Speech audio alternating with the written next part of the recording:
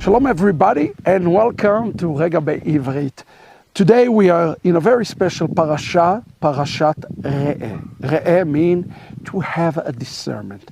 You see, in this parasha today, Moshe wanted the children of Israel to have a spiritual discernment. He understood that as they are entering to the land, they must be able to spiritually discern. And again, entering to the land is an allegory for the times right before the Geulah.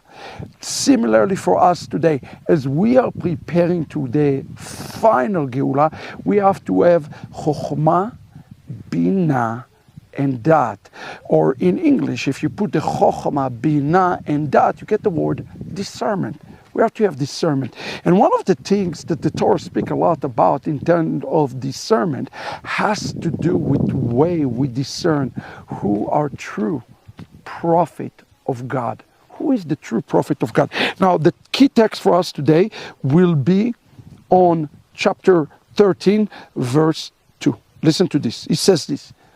Ki yakum bekirbecha navi o cholem chalom v'natan elecha ot o mofet. I want to stop there and explain something to you. Today we have a problem because many people are calling themselves prophets. If you've been ever watching TV, religious channel, people call themselves apostles, people call themselves prophets, and it's very dangerous to use this type of language, but the interesting thing to understand that there are such a thing as Nevi'im, prophet, but the majority of prophets, those who call themselves prophets, are not prophets of God. And the interesting thing, the Navi, according to the text here, can do either Ot or Mofet. Both Ot and Mofet represent some sort of a super spiritual signs and wonders. I know we are in an environment that we are seeking signs and wonders. And of course, when the children of Israel asked Yeshua himself, the Jewish people asked him for sign and wonder, he said, oh, you're a very wicked generation. The reason is, again, Parashat Re'eh. You see what the word Re'eh means, to lirot, is to see, is the eyes can play a tricks on you. And one of the messages of Moshe to us today is, hey, the eyes can play great tricks on you. So be very careful with what you see to determine if this is from God or not from God. This is an important part. And here even more, be careful of the Ot. Ot in Hebrew is something that is the supernatural.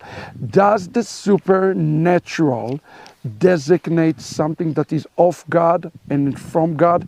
The Torah speaks about this unequivocally and says, no, that does not determine what is of God and what is from God. And the same thing is from Mofet.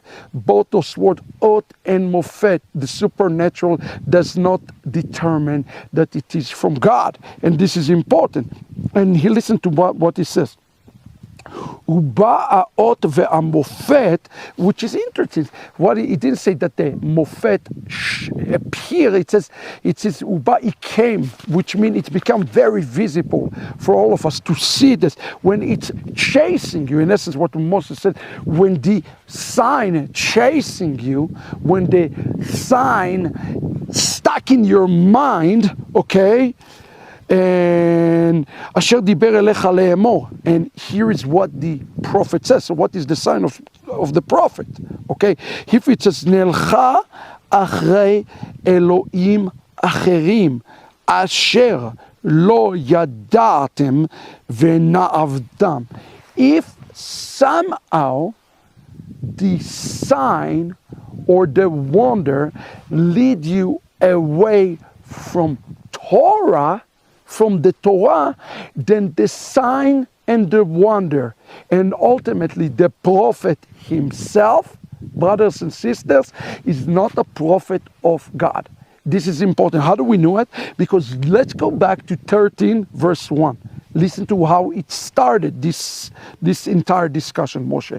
Et kol hadavar, everything, Asher anochi metzavche etchem, that I command you, meaning the Torah. He's talking about the Torah, of course. Oto tishmeru la'asot, lo tosef alav ve'lo tigreu mimenu. You may not add to the Torah, and you may not take away from the Torah.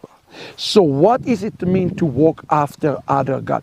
If a man that is called himself prophet or call himself an apostle come and he do the signs, even if they do him in the name of God, but somehow detract from the Torah or add to the Torah, then guess what? He cannot be a prophet of God.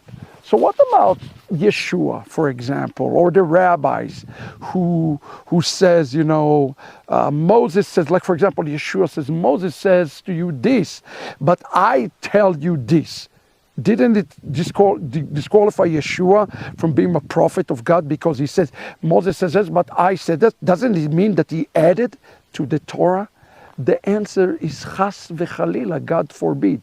What Yeshua is doing is what's called a chidush. Chidush is interpretation to strengthen the word of God. And that's something is very important. For example, there's a notion among Hebrew rooters and some Messianic that the Talmud, the oral interpretation of the Torah, was given or was spoken to take away from the Torah.